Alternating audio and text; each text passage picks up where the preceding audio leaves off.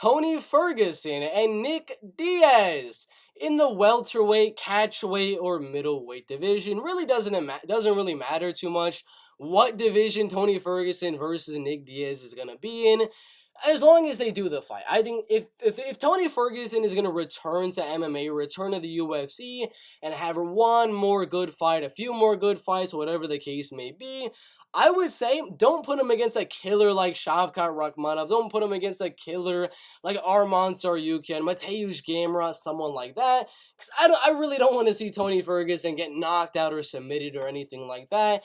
Tony looks really, really old, really, really slow in his last fight with Nate Diaz. Another guy that looked really, really old and really, really slow in their last fight, also against the veteran of the UFC, was Nick Diaz when he got third round knockout loss to Robbie Lawler at UFC 267. They're both on losing streak. Nick Diaz losing to Carlos Condit, George Rush, St. Pierre, and Robbie Lawler with the no contest against Anderson Silva. Before that, the man was on a crazy streak inside of the UFC and inside of Strikeforce as well.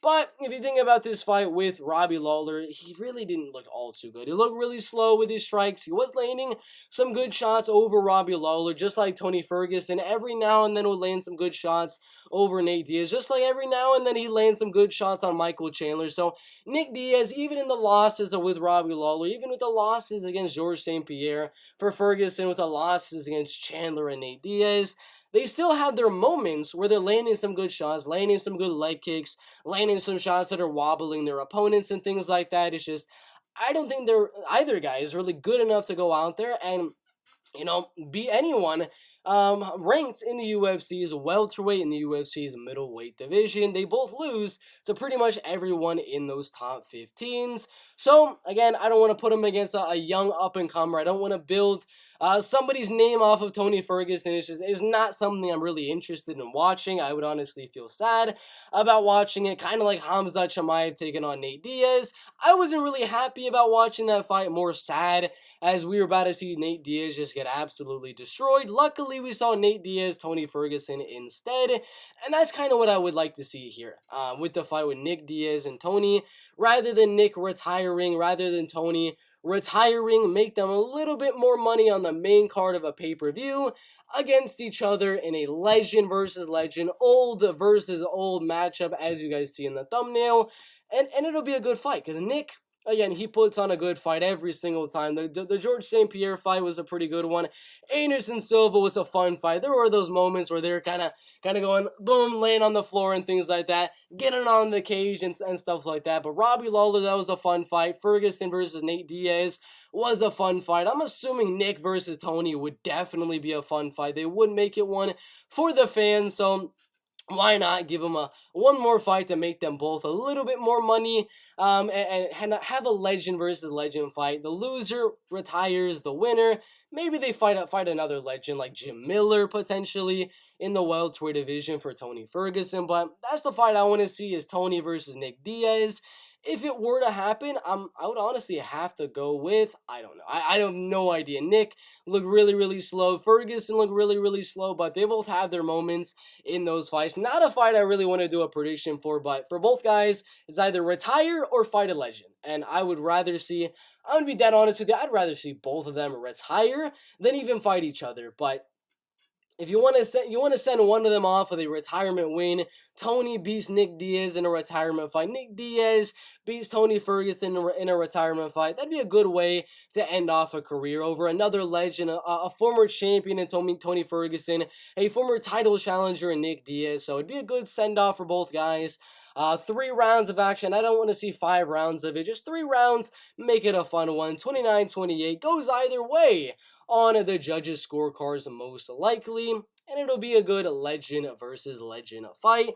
But you gotta remember, Ferguson is still ranked somehow inside of the UFC's lightweight division, because come on guys, the man just fought Michael Chandler and nearly knocked him out in round number 1. I'm still thinking about that, and then looking at his fight with Nate Diaz, it is insane to me. But He's at number 11 in the lightweight division. I'm assuming he's just going to get put out of the UFC's lightweight division after that fight with Nate Diaz. And he's going to move up to the welterweight slash middleweight division. And a fight with Nick Diaz makes all the sense in the world.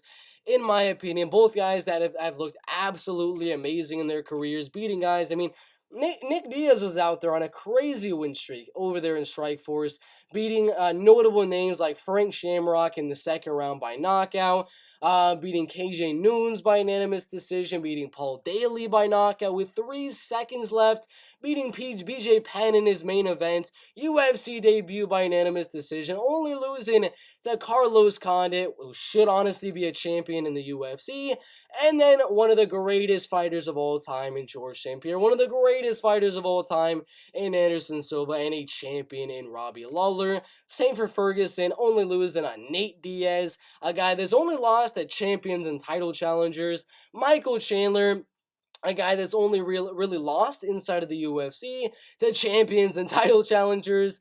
Benil Dariush, who's one fight away from fighting for the belts. Charles Oliveira, who is the champion of the lightweight division, the greatest lightweight in the world right now.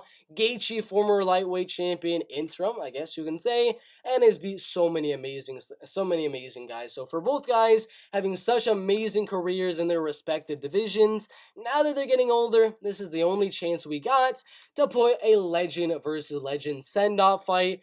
I mean, all the Nick Diaz fans, the Nate Diaz fans will be in attendance. All the Ferguson fans, all the same fans that were at UFC 279, that bought UFC 279, will definitely be watching this fight. So it'll definitely help with the pay-per-views, and you got to put some money into Ferguson's and Nick Diaz's pocket. But it's a tough one. I don't know what my prediction is going to be. After all of this talk right now, I don't even know who wins this fight. It's just going to be a fun one. 39 and I believe 38 years old. Send him off with a good one.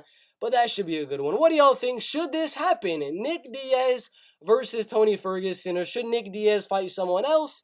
Maybe he just retires overall from MMA and rematches Anderson Silva over there in boxing. That's a potential. Jake Paul goes out there, beats Anderson Silva, loses to Anderson Silva. Maybe we can see a Nick Diaz just not even fight Tony Ferguson and just go over to boxing and rematch Anderson Silva. That's a possibility, but what do y'all think? Nick Diaz, Tony Ferguson, is that the move to make, or should they both retire, or should they go over to boxing to BKFC? Put your thoughts down below.